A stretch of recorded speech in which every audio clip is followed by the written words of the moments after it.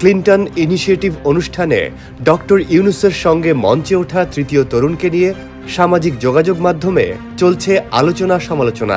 যুক্তরাষ্ট্রের নিউ ইয়র্কে Clinton global initiative আয়োজিত একটি অনুষ্ঠানে আমাদের প্রধান উপদেষ্টা ডক্টর মোহাম্মদ ইউনূস যে ৩ তরুণকে পরিচয় করিয়ে দিলেন, তার মধ্যে একজনকে নিয়ে এরই মধ্যে তুমুল বিতর্ক সৃষ্টি হয়েছে, কৌতূহলের সৃষ্টি হয়েছে এবং নানান অঙ্গনে সমালোচনাও চলছে। এবং এই বিষয়টিকে কেন্দ্র করে প্রধান উপদেষ্টার বিশেষ সহকারী মাহফুজ আলম তিনি ক্ষমাও চেয়েছেন।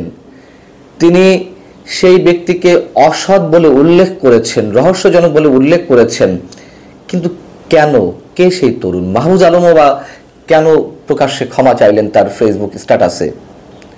বিষয়টি হচ্ছে যে জাতিসংঘের সাধারণ অধিবেশনের ফাঁকে সাবেক প্রেসিডেন্ট, মার্কিন প্রেসিডেন্ট বিল ক্লিন্টনের যে প্রতিষ্ঠান ক্লিন্টন গ্লোবাল ইনিশিয়েটিভের একটি অনুষ্ঠান ছিল, সেখানে প্রধান অতিথি ছিলেন ডক্টর মোহাম্মদ ইউনূস।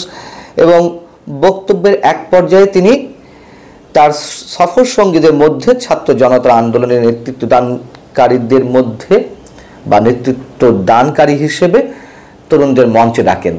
এবং আমরা সবাই দেখেছি যে ৩ তরুণকে তিনি পরিচয় করিয়ে দিচ্ছেন। তো সেখানে তিনি পরিচয় করে দিলেন কাদেরকে? বৈষম্য বিরোধী ছাত্র আন্দোলনের নেতা, ঢাকা বিশ্ববিদ্যালয়ের শিক্ষার্থী এবং বর্তমানে ডক্টর মোহাম্মদ ইউনূসের যে বিশেষ সহকারী মাহফুজ আলমকে তিনি পরিচয় করিয়ে দিলেন। ব্র্যাক বিশ্ববিদ্যালয়ের শিক্ষার্থী আয়েশা সিদ্দিকা তিথিকেও তিনি পরিচয় করিয়ে দিলেন। তৃতীয় ব্যক্তিকেও তিনি কাছে ডাকলেন। কিন্তু এই অনুষ্ঠানটি যখন বাংলাদেশের বিভিন্ন গণমাধ্যমে, ইলেকট্রনিক গণমাধ্যমে সম্প্রচারিত হলো, তখন এই ৩ জনের মধ্যে আয়েশা সিদ্দিকী এবং মাহফুজ আলমকে তো সবাই চেনেন, এর বাইরে তৃতীয় সেই তরুণকে নিয়ে সমালোচনার ঝড় বইল, প্রশ্ন উঠতে থাকলো, কে সে? কে সে? তার উত্তরটি প্রধান উপদেষ্টার প্রেস উইং থেকেই জানানো হয়েছে। সেখানে বলা হয়েছে তৃতীয় ওই তরুণ জাহিন রোহান রাজিন, তিনি হাইড্রোকো প্লাসের প্রতিষ্ঠাতা, একটা প্রতিষ্ঠান। তো সেই প্রতিষ্ঠানে কর্ণধার তিনি, এবং বলা হলো যে তিনি বৈষম্য বিরোধী ছাত্র আন্দোলনে যুক্ত কেউ নন।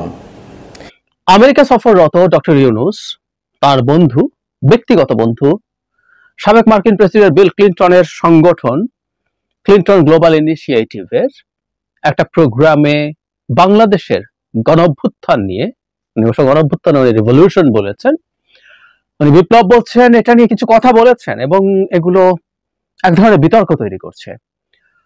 আমি ব্যক্তিগতভাবেও তার মুখ থেকে এই ধরনের কথা শুনে হতাশ হয়েছে, অন্তত একটা ব্যাপারে, এবং এই ব্যাপারটা আমি একটু বলে রাখতে চাই।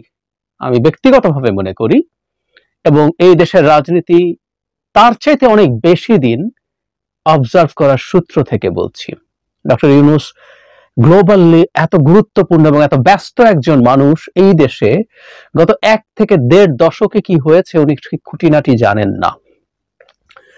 সেই জানাশোনা, জানা বোঝা এবং সেটার মধ্যে অ্যাক্টিভলি ইনভলভ থাকা, মানে আমি অবজার্ভ করা এবং সেটা লেখার প্রসঙ্গের কথা বলছি, সেটা থেকে দাবি করছি যে এই ধরনের বক্তব্য প্রবলেম তৈরি করছে, প্রবলেম তৈরি করবে আরো।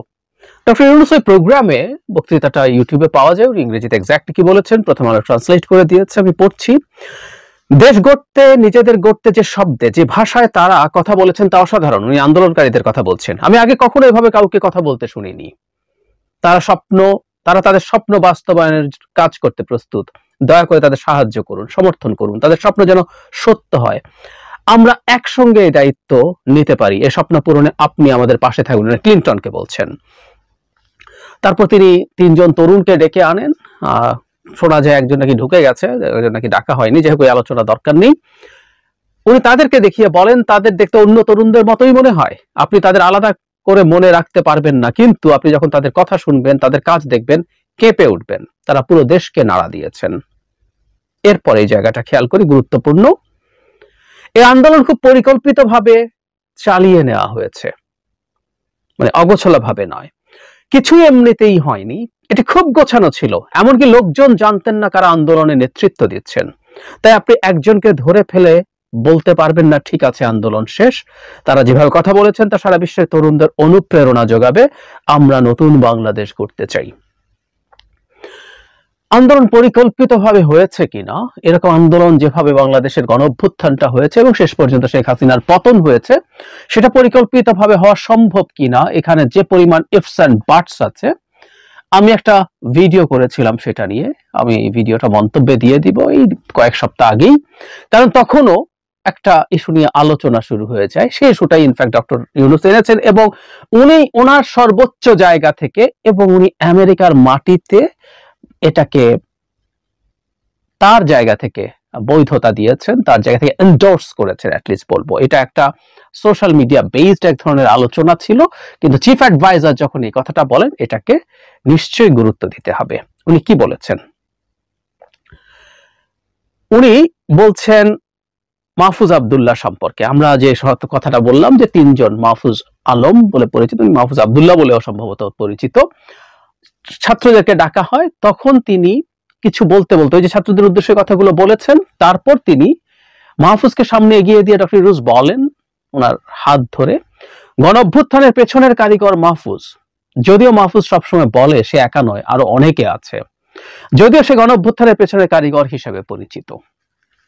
আবার একটু পড়ে রাখি, গণঅভ্যুত্থানের পেছনের কারিগর মাহফুজ যদিও সবসময় বলে সে একা নয়, আরো অনেকে আছে, যদিও সে গণঅভ্যুত্থানের পেছনের কারিগর হিসেবে পরিচিত। আমরা জানি মাহফুজকে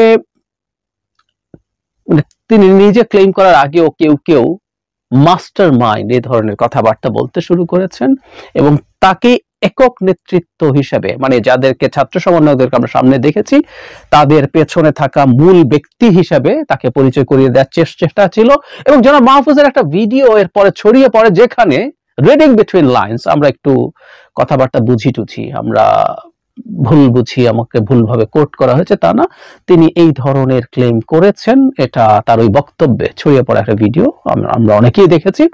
সেখানে তিনি কিভাবে সফল হয়েছেন, কিভাবে সফল করেছেন এই আন্দোলনকে, সে ধরনের একটা বক্তব্য ভিডিওতে আসে। সো উনিও প্রকারান্তরে ক্লেম করেছেন এবং এরপর উনি অস্বীকার কি করেছেন জানি না, কিন্তু ওই ক্লেমিংটা তার ওই বক্তব্যের মধ্যে ছিল। অ্যাটলিস্ট আমি এভাবে কমিউনিকেটেড হয়েছি। স্ক্রিনের এক অংশে একটা ছেলের ছবি দেখছেন। কয়েকদিন আগেও এই সমন্বয়ক আলোচনায় ছিল, কিন্তু পরবর্তী সময়ে তার একটা বক্তব্যের কারণে আলোচনা থেকে অনেকটা সরে গিয়েছিলেন। ক্রেডিট নিতে চান না, হয়তোবা ভয়ে, অথবা তিনি ভাবছেন যে এই টোটাল আন্দোলনটা সারা বাংলাদেশের ছাত্র জনতা বা রাজনৈতিক দলগুলো করেছে, যার কারণে মূল ক্রেডিটটা তিনি নিতে চাচ্ছেন না। কিন্তু আন্তর্জাতিক অঙ্গনে আজকে এই ছেলেটিকেই, এই যে আওয়ামী লীগ সরকারের পতন বা বৈষম্য বিরোধী আন্দোলন পেছন থেকে মূল মাস্টার মাইন্ড বা মূল প্রধান সমন্বয়কের দায়িত্ব যিনি পালন করেছেন, তাকে ইন্টারন্যাশনাল মিডিয়ার সামনে পরিচয় করে দিয়েছেন ডক্টর মোহাম্মদ ইউনূস। আর আজকে আপনার যদি আমরা দেখি, ছেলেটার নাম আমরা সকলে জানি, ছেলেটির নাম হচ্ছে আপনার মাহফুজ। তার বেশ কিছু ভিডিও ভাইরাল হয়েছে যে তারা আসলে আজকের দিনে হুট করে আইসা যে এই আন্দোলনটা করছে তা না। সমন্বয়কদের যে টিমটা গত 1 বছর আগে তারা একটা রাজনৈতিক দল হিসাবে, ছাত্র সংগঠন, গণতান্ত্রিক ছাত্র শক্তি হিসাবে, রাজনৈতিক দল না, একটা কি বলে যে দল হিসেবে আত্মপ্রকাশ করেছিল। আর তারা সবাই একে অন্যের সাথে কানেক্টেড একটা লং টার্ম ধরে। আর যখন আমরা দেখছিলাম নাহিদ, সার্জিস, হাসনাত বা আসিফদের নিয়ে কথা পরবর্তী সময় সামনে এলো, পেছন থেকে মূল মাস্টারমাইন্ড হচ্ছে মাহফুজ। অন্তর্বর্তী সরকারের প্রধান উপদেষ্টা ডক্টর মোহাম্মদ ইউনূস আপনার Clinton global initiative leader stage নামক একটা অনুষ্ঠানে বক্তব্য দিয়েছেন। সেখানে তিনি বিগত সরকার কিভাবে হত্যাকাণ্ড ঘটিয়েছে এবং কিভাবে ছাত্র জনতা বুক পেতে সাহস নিয়ে দাঁড়িয়েছে সেই ঘটনাও আপনার পুরো বিশ্বের কাছে তুলে ধরেছেন। বক্তব্যের শেষ দিকে তার বিশেষ সহকারী মাহফুজ আলম এবং 2 সহকারী প্রেস সচিব সুচিস্মিতা তিথি এবং নাইম আলীকে ডেকে এনে আন্দোলনে তাদের ভূমিকা প্রকাশ করেন। তিনি আপনার ইংরেজিতে বলছিলেন যে এদেরকে দেখে বোঝার উপায় নাই, বাট এদের এনকারেজ, এদের স্পিরিট, এদের বক্তব্য সকল কিছু আপনার এই জাতিকে একটা নতুন বিপ্লবের দিকে ধাবিত করার সুযোগ দিয়েছিল। আপনার নিউ ইয়র্কের যুক্তরাষ্ট্রের সাবেক প্রেসিডেন্ট বিল ক্লিন্টনের সঞ্চালনায় এই অনুষ্ঠানে মঞ্চে ডেকে মাহফুজকে ডক্টর ইউনূস আখ্যা দেন বিপ্লবের পেছনের প্রধান কারিগর।